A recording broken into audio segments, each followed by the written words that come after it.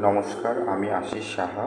আজকে প্রেজেন্টেশনের আমার topic exploring research prospects in social science, অর্থাৎ সামাজিক বিজ্ঞান গবেষণার সম্ভাবনার অন্বেষণ।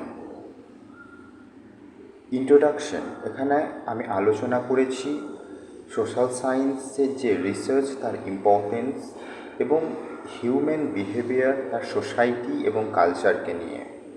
এবং এখানে আমি ডিসকাস করেছি বিভিন্ন কি পয়েন্ট রিসার্চ এরিয়া এবং সোশ্যাল সায়েন্সের মধ্যে, যেমন সাইকোলজি, অ্যানথ্রোপোলজি, ইকোনমিক্স এবং পলিটিক্যাল সায়েন্স। এবং গুরুত্ব দেওয়া হয়েছে dynamic nature of social science research and its impact on shaping politics, addressing social issues এবং অ্যাডভান্সিং নলেজকে। আমাদেরকে জানতে হবে সোশ্যাল সায়েন্স রিসার্চটা কী।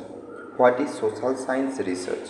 Social science research is the activity of gathering, analyzing, and interpreting information over a variety of social, political, educational, and economic purpose.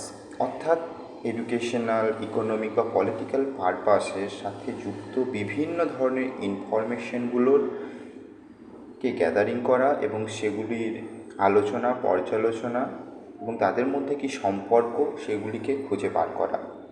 এবং এর একটি systematic method আছে যেটাকেও আমাদেরকে এক্সপ্লোর করতে হবে, অ্যানালাইজ করতে হবে এবং এর কনসেপচুয়াল যে বিষয়গুলো আছে মানুষের স্বাভাবিক বা সামান্য জীবনের সাথে, সেগুলোকেও ভেরিফাই করতে হবে হিউম্যান বিহেভিয়ারের নলেজ এবং হিউম্যান সোশ্যাল লাইফের নলেজের অ্যাকর্ডিংয়ে। এরপরে আমরা দেখব যে মেথোডোলজিক্যাল ইনোভেশন। মেথোডোলজিক্যাল ইনোভেশন মানে হচ্ছে যে এই যে রিসার্চটা আমরা করব, যে সামাজিক বিজ্ঞান গবেষণার যে সম্ভাবনা আছে তার মেথোডোলজিটা কী হবে। এর মেথোডোলজি যদি আমি দেখি, তারপর দেখব যে এখানে আমরা মিক্সড মেথড রিসার্চ, বর্তমানে যে ট্রেন্ড চলছে সেখানে আমরা দেখছি যে কম্বাইন করা হচ্ছে বিভিন্ন কোয়ালিটেটিভ মেথড এবং কোয়ান্টিটিভ মেথডের একটি সংমিশ্রণ দেখা যাচ্ছে সোশ্যাল সায়েন্স রিসার্চের ক্ষেত্রে। আর এটা এখন বর্তমানে একটি জনপ্রিয় পদ্ধতি হিসেবে পরিচিতি লাভ করেছে এবং এখানে ডাটা অ্যানালিসিস করা এবং ডাটাকে সঠিকভাবে প্রেজেন্ট করার ক্ষেত্রেও একটা গুরুত্বপূর্ণ ভূমিকা পালন করে। সাথে আমরা দেখছি যে ডিজাইনকে এক্সপেরিমেন্টাল করতে হবে, নেটওয়ার্ক অ্যানালিসিস করতে হবে। নেটওয়ার্ক মানে হচ্ছে যে সোশ্যাল নেটওয়ার্ক আর রিলেশন ডাইনামিক এবং ইনফরমেশন ডিসকাস করতে হবে। বিভিন্ন সাবজেক্ট, সোশ্যাল সায়েন্সে বিভিন্ন সাবজেক্ট আছে, তাদের মধ্যে একটা নেটওয়ার্ক এস্টাবলিশ করতে হবে, কার সাথে কী সম্পর্ক আছে সেটাকে জানতে হবে এবং বিভিন্ন সোশ্যাল ইস্যুগুলি, পলিটিক্যাল ইস্যু হতে পারে, ইকোনমিক ইস্যু হতে পারে, সেগুলির মধ্যে একটি যোগাযোগ স্থাপন করতে হবে। আর কি বিভিন্ন যে অনুদৈর্ঘ্যের যে অধ্যয়ন আছে সেই অধ্যয়নগুলোকেও আমাদেরকে করতে হবে, যেমন সামাজিক আচরণের যে প্রবণতা এবং কার্যকারণ সম্পর্কের বিভিন্ন কার্যকারণ সম্পর্ককে শনাক্তকরণ করতে হবে এবং সময়ের সাথে সাথে এই যে পরিবর্তনগুলি হয়েছে সেগুলিকেও আমাদেরকে দেখতে হবে। আর এথনোগ্রাফিক রিসার্চ, এটাও একটা মেথোডোলজিক্যাল ইনোভেশন। কীরকম না, এখানে আমরা দেখছি যে বিভিন্ন সম্প্রদায়ের মধ্যে যে নিমজ্জিত তাদের যে সংস্কৃতি, নিয়মাবলী এবং অনুশীলনগুলি আছে সেগুলিকে আমাদেরকে সরাসরি বুঝতে হবে এবং তার উপর ডিপেন্ড করে আমাদেরকে সোশ্যাল সায়েন্সের রিসার্চ বা তার গবেষণাটাকে এগিয়ে নিয়ে যেতে হবে। আর এইভাবে আমরা একটা নতুন কিছু পথ খুঁজে পাবো। আর এই সোশ্যাল সায়েন্স রিসার্চে যে এমার্জিং ট্রেন্ড, কি উদ্ভাবনে যে নতুন কি পন্থা হতে পারে, আমরা দেখছি যে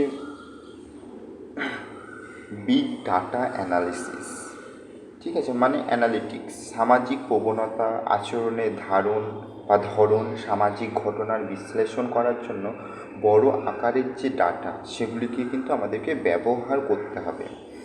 সেকেন্ড আমরা দেখছি যে ইন্টারডিসিপ্লিনারি অ্যাপ্রোচেস, অর্থাৎ বিভিন্ন যে সাবজেক্টগুলো আছে তাদের মধ্যে যে একটা সম্পর্ক আছে, সেই সম্পর্ককে গুরুত্ব দিয়ে আমাদেরকে নতুন কিছু খুঁজে বার করতে হবে। আমাদের গবেষণাতে সেই বিষয়টিকে গুরুত্ব দিতে হবে, সেই বিষয়টিকে উপর প্রাধান্য দিয়েই কিন্তু আমাদের রিসার্চটাকে এগিয়ে নিয়ে যেতে হবে। আর আমরা কি দেখছি, ডিজিটাল অ্যানথ্রোপোলজি, অর্থাৎ সংস্কৃতি, পরিচয়, সামাজিক মিথস্ক্রিয়াতে প্রযুক্তির প্রভাব অধ্যয়ন করতে হবে। এবং বিহেভিয়ারাল ইকোনমিক্স যেটাতে বলছে, সেখানে আমাদেরকে কীভাবে মনস্তাত্ত্বিক কারণগুলি অর্থনৈতিক সিদ্ধান্ত গ্রহণ এবং নীতি প্রণয়নকে প্রভাবিত করে তা অনুসন্ধানও করতে হবে। সাথে সাথে গ্লোবালাইজেশন অ্যান্ড কালচারাল স্টাডিজ, অর্থাৎ এখানে বিশ্বায়িত বিশ্বে সংস্কৃতির যে আন্তঃসংযুক্ততা এবং তার পরিচয় বিকশিত প্রকৃতির পরীক্ষাও আমাদেরকে করতে হবে। এর ফিউচার কী আছে, এর ডাইরেকশন মানে ফিউচারের দিক নির্দেশনাতে আমরা কি বলবো, বা চ্যালেঞ্জগুলো কী হতে পারে। ইন্টারডিসিপ্লিনারি কোলাবোরেশন যেখানে আছে, সেখানে একাধিক দৃষ্টিভঙ্গি থেকে জটিল সামাজিক যে চ্যালেঞ্জ মোকাবিলা করার জন্য শৃঙ্খলাগুলিকে জুড়ে দিয়ে তার সহযোগিতা প্রচার করতে হবে। এথিক্যাল কনসিডারেশন, অর্থাৎ নৈতিক বিবেচনাকে আমাদের গবেষণায় নিয়ে আসতে হবে। ডাটার গোপনীয়তা, সাংস্কৃতিক সংবেদনশীলতার সাথে সম্পর্কিত নৈতিক উদ্বেগগুলিকেও আমাদেরকে মোকাবিলা করতে হবে।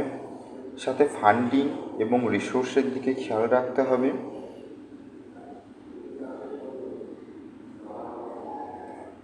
পরবর্তী পয়েন্টে আমরা দেখছি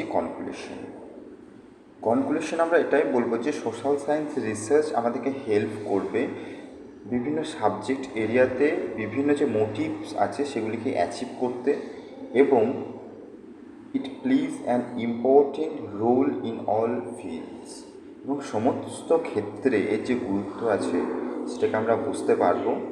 এবং সোসাইটির যে গ্রোথ হচ্ছে, যে ডেভেলপড হচ্ছে,